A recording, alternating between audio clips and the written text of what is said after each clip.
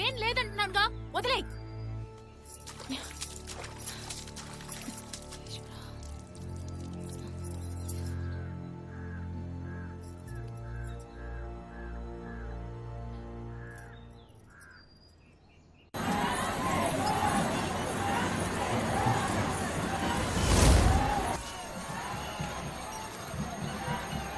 ఏంటి సర్దార్, బలివడానికి వచ్చావా? దెబ్బతిన్న మేకపిల్ల ఎక్కడే మనుషులు వస్తే కూతురుతుంది.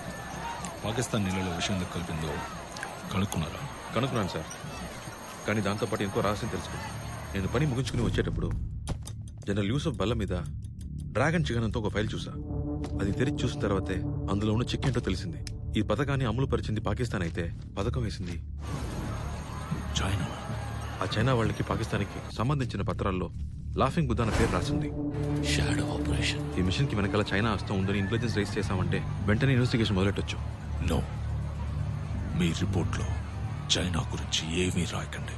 పాకిస్తానే అని రిపోర్ట్ చేయండి. సార్, అబద్ధం ఎందుకు చెప్పాలి? మనకి నిజం ఏంటో తెలుసు కదా. మీరు నిజాన్ని చాలా ఓవర్ ఎస్టిమేట్ చేస్తున్నారు సర్దార్. సత్యమేవ జయతే ఇస్ ద బిగ్గెస్ట్ లై దేర్ ఇస్. 1974లో తుర్క్మెనిస్తాన్ ఇండియా బోర్డర్లో 3 టన్నుల ప్లూటోనియంతో ఒక రష్యన్ ట్రక్ తిరగబడిపోయింది. ప్లూటోనియమా? అది అనుభవం తయారు చేయడానికి వాడే ఖనిజమేగా. ఎస్, ఆ ట్రక్ ని ఇండియా స్వాధీనం చేసుకున్నట్టు, ఆ ప్లూటోనియం ఇండియా దగ్గరే ఉన్నట్టు న్యూస్ స్ప్రెడ్ అయింది కదా. అది అబద్ధం. ఆ ట్రక్ లో ఉన్నది ప్లూటోనియం కాదు, సోడియం. ఇండియా దగ్గర ప్లూటోనియం ఉందని నమ్మిన శత్రు దేశాలు అన్ని 2 అడుగులు వెనక్కి వేశారు. That is the power of the లై.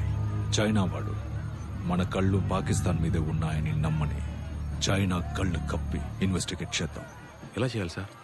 చైనీస్ కాక్రోచ్, బొద్దింక. ఇండియా నుంచి చైనాలో అడుగుపెట్టి మిలిటరీ ఇంటెలిజెన్స్ ని తీసుకురాగలిగే వ్యక్తి అతనొక్కడే.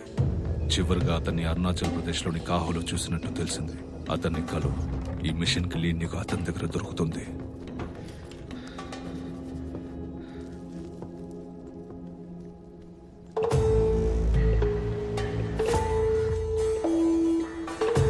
కూర్చోండి. ఏ చాయ్ జల్దీ లా. సర్దార్, అది కొంచెం కింద పెట్టండి. 5-6 ఏళ్లుగా నేను అబ్జర్వ్ చేస్తున్నాను. ఈ చైనా టాప్ థింక్ ట్యాంక్ అందరూ ఒక సీక్రెట్ మిషన్ మీద బిజీగా ఉన్నారు. దానికి వాళ్ళు పెట్టుకున్న పేరు 1 నేషన్ 1 పైప్ లైన్. దాన్ని వెతుక్కుంటూ క్యాంటన్ లో ఉన్న సీక్రెట్ వరల్డ్ కి వెళ్లి ఈ బ్లూ ప్రింట్ ని కొట్టుకొచ్చేశాను. క్యాంటన్ వాళ్ళ నుంచా? Cockroach can approach anywhere. Look at this. ఏమైనా అర్థమైందా? అర్థం కాలేదు సార్. నాకు అర్థం కాలేదు. గజీ బిజిగా ఉంది ఈ బ్లూ ప్రింట్. ఈ పైప్ లైన్ రూట్ కి చైనాకి సంబంధమే లేదు. ఇలాంటి పైప్ లైన్ చైనాలో వేయడం ఇంపాసిబుల్. అప్పుడే నీ ఇంటెలిజెన్స్ నాకు అందింది. చైనా మ్యాప్ కి అతకని బ్లూ ప్రింట్ ని ఇండియా మ్యాప్ కి పెడితే it connected all the dots. ఇది గ్యాస్ పైప్ లైన్ కాదు, ఆయిల్ పైప్ లైన్ కాదు, వాటర్ పైప్ లైన్. చైనా వాడేసిన స్కీమ్ చైనాకి కాదు, అది ఇండియాకి వేసింది. ఎలా వీలుపడుతుంది సార్? ఈ పని ఇంపాసిబుల్. పాలీ ఎథిలైన్ తెరాఫ్థలైట్, మనూళ్ళలో ముద్దుగా పెట్ అని పిలుస్తారు. ఏం చేయగలరు ఈ బాటిల్తో? ఊళార్ లేక్ లో పాకిస్తాన్ వాళ్ళు నీళ్లలో విషం కలపకుండా ఆపింది నువ్వే కదా? అవును సార్. నువ్వు అలా చేస్తావని చైనా వాడికి ఖచ్చితంగా తెలుసు. వాడి ఉద్దేశం నీళ్లలో విషం కలపడం కాదు, నీళ్లల్లో విషం కలుపుతున్నట్టు మనుషుల మనసుల్లో భయం పుట్టించాడు. చుట్టూ ఉన్న 4000 గ్రామాలకు ఈ న్యూస్ చేరేలా చేశాడు. ఆ తర్వాత కూడా ఆ నీళ్లలో ఇంకెవడైనా చేయబడతాడా? భయంతో ఎవరు తాగరు. 2 ఏళ్ల క్రితం కలకట్టాలో ఈ ప్లాస్టిక్ బాటిల్స్ తయారు చేసే ఫ్యాక్టరీకి లైసెన్స్ ఇచ్చాడు. ఆ ఫ్యాక్టరీ ఎక్కడ పెడుతున్నారు? అదే ఊలార్ లేక్ లో. ఏ నీళ్లైతే అక్కడ వాళ్ళు వద్దన్నారో అవే నీళ్లని ఆ ప్లాస్టిక్ బాటిల్లోనే పోసి అక్కడున్న వాళ్ళకే అమ్ముతాడు. వాళ్ళు పిచ్చోళ్లాగా ఉంటారు. రాస్తుంది సార్, నీటి నమ్మడానికి వీల్లేదని. నిజాన్ని నమ్మకానికి పెట్టకూడదని కూడా రాసుంది. అలాగే జరుగుతోందా? ఇప్పుడు కూడా నీళ్లు అమ్మట్లేదు. ఆ ప్లాస్టిక్ బాటిల్, ఆ క్యాప్, ఆ లేబుల్. బాటిల్ కి రేటు పెడుతున్నట్టు చూపిస్తూ నీటికి రేటు పెట్టాడు. చైనా వాళ్ళు మన దేశంలో ఈ పని ఎలా చేయగలరు? Water gives that super power. 3వ ప్రపంచ యుద్ధం నీటి కోసమే జరుగుతుందని బాగా తెలుసు. ప్రపంచంలో ఉన్న నీరంతా కంట్రోల్లో ఉండాలనే ఉద్దేశంతో దానికి ప్రయత్నం ఎప్పుడో మొదలు పెట్టాడు. ఇప్పుడు వాడి గురి ఇండియా వైపు తిరిగింది. ఇన్ని రోజులు నేచురల్ రిసోర్స్ గా ఉన్న వాటర్ ని ప్రొడక్ట్ గా మార్చేశాడు. ఇప్పుడు కొనుక్కోవచ్చుగా. కొనుక్కోవచ్చంటే అమ్మొచ్చు, అమ్మొచ్చంటే కంట్రోల్ చేయొచ్చు. మెల్లిమెల్లిగా డబ్బులిస్తేనే నీళ్లు అనే అలవాటుని కొత్తగా పరిచయం చేస్తున్నాడు. ఈ రోజు బాటిల్తో మొదలైన ఈ పథకం 50 ఏళ్ల తర్వాత పైప్ లైన్ గా మారుతుంది. దాంతోనే వాడు ఇండియాలో ఉన్న వాటర్ అంతా కంట్రోల్ చేస్తాడు. సార్ చైనా వాళ్ళు ఈ పని ఇండియాలో చేయడం కుదరదుగా. ఇండియాలో హైయెస్ట్ అఫీషియల్ సర్కిల్లో ఒక టాప్ అఫీషియల్ చైనా వాడికి చాలా రోజులుగా పనిచేస్తున్నాడు. వాడికి ఒక పేరు పెట్టారు చూడు, లాఫింగ్ బుద్ధ. బెంగాల్. ఆ లాఫింగ్ బుద్ధ ఎవరో నువ్వు కనిపెట్టాలి. వాణ్ణి పట్టుకుంటేనే మనం చైనాని స్టాప్ చేయగలం.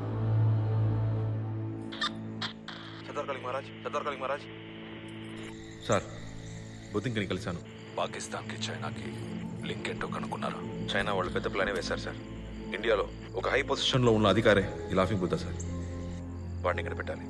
శత్రువుని కూడా తేలిగ్గా కనిపెట్టారు. శత్రువు అని కనిపెట్టడమే కష్టం. మీరు చేసేది మీరు చేయండి, నేను చేసేది నేను చేస్తాను. Over and out. సరే సార్, ఓవర్ అండ్ అవుట్.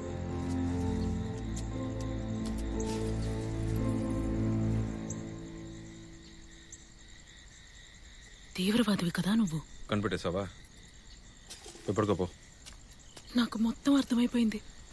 మీ నాన్న మీద పగ పెంచుకునే కదా నువ్వు ఇట్లాంటి పనులు చేయడం మొదలెట్టావు. తింగరదనా నోరు మూసుకుని పో. ఆయనకి పాపం ఎంత పిచ్చి దేశం అంటే ఆయనకి తెలిస్తే నేను చంపేస్తారు. నేను ఇప్పుడే చెప్తాను. ఓరు ముదిపావంటే ఏం పీక్తావు? ఊళ్ళో అందరికీ చెప్తాను. స్టేజ్ మీద ఎక్కి చెప్తా. చెప్తే అర్థం కదా, పీక నొక్కి చంపేస్తాను నేను. చంపురా, చంపు. మరి ఇంకా ఎందుకు ఆగుతున్నావు? నన్ను చంపే. చంపమంటున్నారుగా, చంపేరా, చంపు. నేనే ఏదో పని చేయట్లేదు. నేను నా దేశం కోసమే పనిచేస్తున్నాను. ఇంతకు మించి ఏం చెప్పలేను. ఊరకి ఎలా నమ్మమంటావు? నేను చెప్తే నమ్మవా నువ్వు? నేనెందుకు నమ్మాలి? నీకు నాకు ఏంటి? నువ్వు నా మొగుడువా? నన్ను చేసుకోబోయేవాడివా? ఏదన్నా అదే అంటావు. ఇంతకే నీకేదైనా పెద్ద విషయం కావచ్చు, నాకు ఇదే పెద్ద విషయం. మనిద్దరు చిన్నప్పుడే నువ్వు నాకు నేను నీకు అని ఈ ఊరంతా అనుకుంది. నువ్వు అలాగే ఉండేవాడుగా. ఎందుకో 3 ఏళ్ల ముందు నుంచి మనిషివే మారిపోయావు. ఎగిరెగిరి పడుతున్నావు, దూరం దూరం పెడుతున్నావు. నా దగ్గర అబద్ధాలు చెప్తున్నావు, నీ దగ్గర మోసపోతున్నాను. నిజమే చెప్తున్నాను. నాకదొద్దు. నీకు నేనంటే ఇష్టమా, ఇష్టం లేదా అది చెప్పు చాలు. ఇష్టమే, కానీ పెళ్లి చేసుకోను. ఏ? నీ మంచి కోసమే. నా వృత్తి అలాంటిది. నువ్వు చచ్చిపోతావా? ఉం? నీ వదినలు లేరు? నీ అన్నలు పోయినా సరే తిరిగొస్తారని నమ్మి వాళ్ళు బతకట్లా? వాళ్ళు చచ్చిపోతే ఈ దేశం రాజ మర్యాదలతో జాతీయ జెండా కప్పి వీర మరణం పొందారని ప్రకటిస్తుంది. నేను చేస్తే అదొక అనాథ శవం. ఈ దేశం పట్టించుకోదు. అర్థమైందా? నీ అన్నలు మళ్ళీ రారని ఈ దేశం అంతా చెప్తుంది. నువ్వు రావని ఎవరు చెప్పరు కదా. ఏదో ఒక రోజు నువ్వు తిరిగి వస్తావని నమ్మకంతో బతికేస్తాను. ఇంకేమొద్దు. నేను అనుకున్న దానికన్నా నువ్వు పెద్ద తింగరదానివే. నేను నీకు అబద్ధం చెప్పకూడదంటే నువ్వు నన్ను ఏమీ అడగకూడదు. నీ బాబు కలిసి చెప్పు చేసుకుంటానని. ఏమన్నావు? మళ్ళీ చెప్పను, పోవే.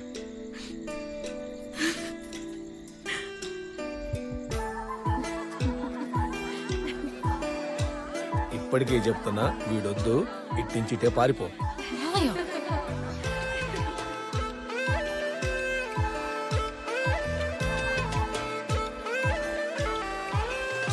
కలెక్ట్ చేసిన ఇండియన్ రివర్స్ తాలూకు హైడ్రోలాజికల్ డేటా సార్. ఇది చూడడానికి ఎవరెవరికి ఆథరైజేషన్ ఉంది? రిక్వెస్ట్ అడిగితేనే సార్ యాక్సెస్ ఇస్తాను. High level clearance defence department కి మాత్రం. Lieutenant, I'll see you down in while. Okay sir.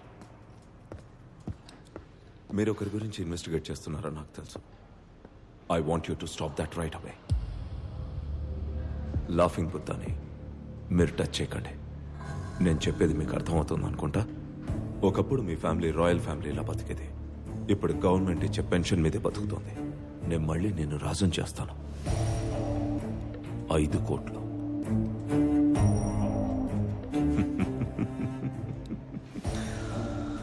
నువ్వు ఆలోచిస్తుంటే నాకు అర్థమవుతుంది Maharaj. I think you'll make the right decision.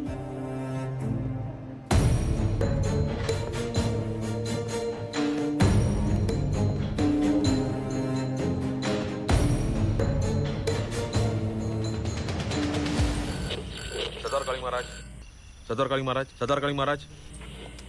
Maharaj responding Sardar. బుద్ధింక చెప్పిన లాఫింగ్ బుద్ధ ఎవరు కనిపెట్టేశాను. వాట్? Come again. మన ఇండియాకి national security advisor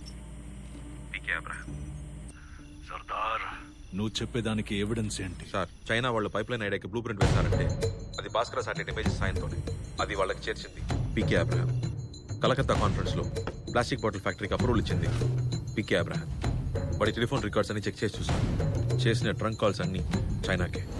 Calcutta, Bombay, Delhi అన్ని చోట్ల వాళ్ళని డైరెక్ట్ గా కలవడం నేనే చూసాను సార్. ఖచ్చితంగా చెప్పగలను లాఫింగ్ బుద్ధ పీకే అబ్రహామే సార్. సర్దార్, నువ్వు అక్యూజ్ చేస్తోంది నేషనల్ సెక్యూరిటీ అడ్వైజర్ ని. అతను ఒక పెద్ద పేట్రియట్. ఇండియాకి ద్రోహం చేసి చైనాకి ఎందుకు పనిచేస్తాడు?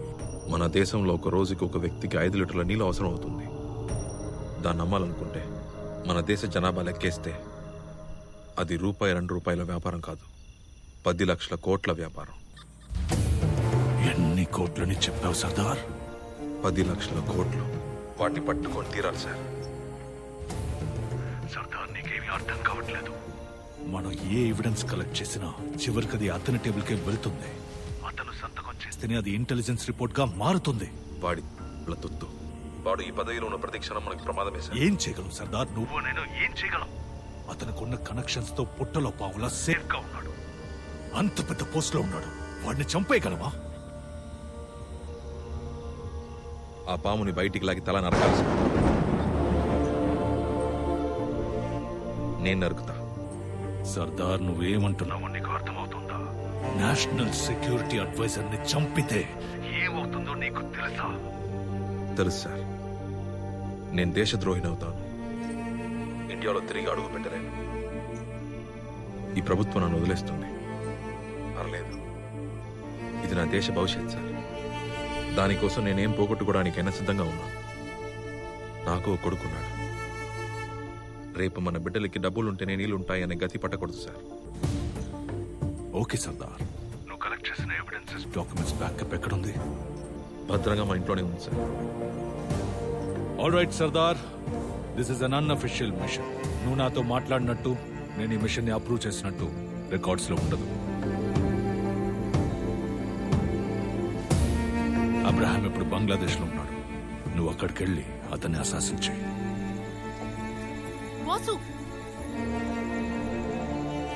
ఇప్పుడెక్కడికి? గేదికి మేతేయడానికి చావట్లోకి వచ్చేస్తాను. నేను నిన్ను నేషనల్ ట్రేడర్ అని ఇక్కడ డిక్లేర్ చేస్తాను. తర్వాత నేనే నీకు కోడ్ రెడ్ పంపి ఇక్కడికి రప్పిస్తాను. ఎలాగైనా వాడే దేశద్రోగి అని ప్రూవ్ చేసి మీరు రెగ్యులేటర్ పంపించే వరకు నేను తిరిగి రాను సార్. జై హింద్. జై హింద్.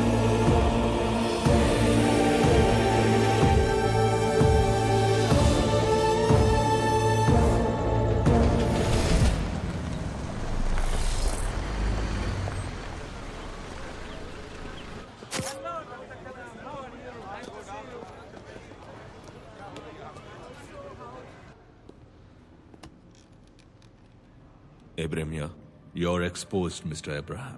what? సర్దార్ మీకోసం అక్కడికి వస్తున్నాడు.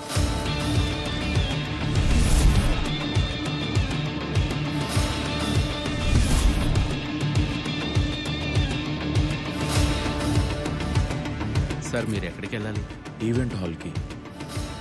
మీరు ఎక్కడున్నారో ఆ ఎగ్జాక్ట్ లొకేషన్ అతనికి చెప్పాను.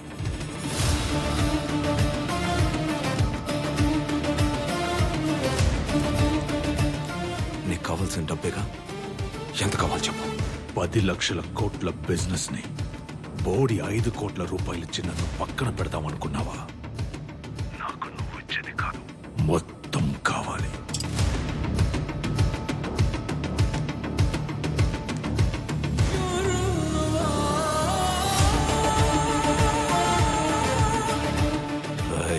నువ్వు ఎవరితో పెట్టుకుంటున్నావో తెలుసా? నాకు నువ్వేంటో తెలుసు, కానీ సర్దార్ గురించి నీకేమీ తెలీదు. వాడిని ఎవడు ఆపలేడు. అనుకున్న మిషన్ అయ్యే వరకు వాడాగడు. ఆగండి, ఎక్కడికి వెళ్తున్నారు? ఏదేవైనా ఇది మీ ఐడియానే. మనసు ఊరుకోలేదు, అందుకే మీరు పోయేలోపు థ్యాంక్స్ చెప్తామని చేశాను. Thank you very much.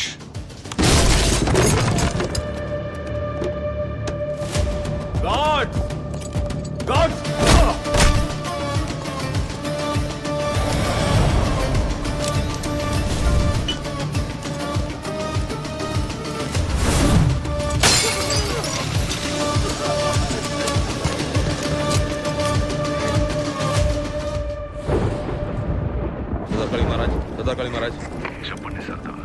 Laughing బుద్ధని ఎత్తుకొచ్చేసాం. మిషన్ పూర్తయిపోతుంది.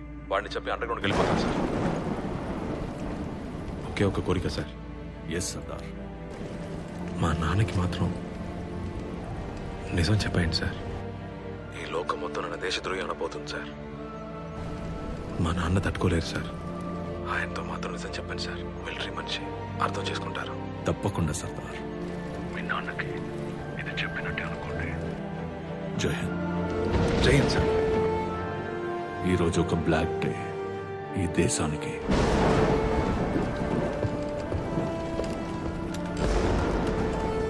నేను తయారు చేసిన ఏజెంట్ నన్ను మోసం చేశాడు. National security adviser PK Abraham ని గుర్తు తెలియని వ్యక్తి ఒకరు కిడ్నాప్ చేశారు.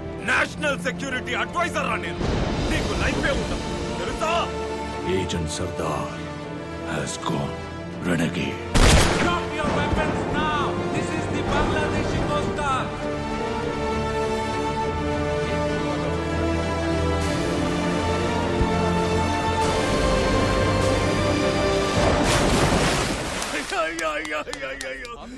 ద్రోహ, నా కొడుకు దేశ ద్రోహ. అయ్యో, ఈ అవమానం తట్టుకోలేకపోతున్నావు. కుటుంబంతో సహా కలిసి చేస్తాం.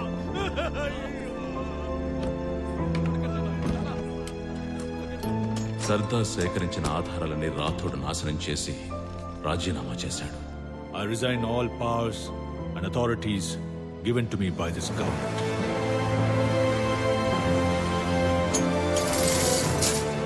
పక్క రోజే చైనాతో ఒప్పందం కుదుర్చుకుని కొత్త లాఫింగ్ బుద్ధగా మారాడు. వాడు చెప్పిన అబద్ధాన్ని నమ్మి కుటుంబం అంతా ఆత్మహత్య చేసుకుంది. ఇవేవీ తెలియని సర్దార్ అండర్ గ్రౌండ్కి వెళ్లడం కోసం బంగ్లాదేశ్ కోస్ట్ గార్డ్స్ కి కావాలని దొరికిపోయి 32 ఏళ్లుగా జైల్లోనే ఉన్నాడు.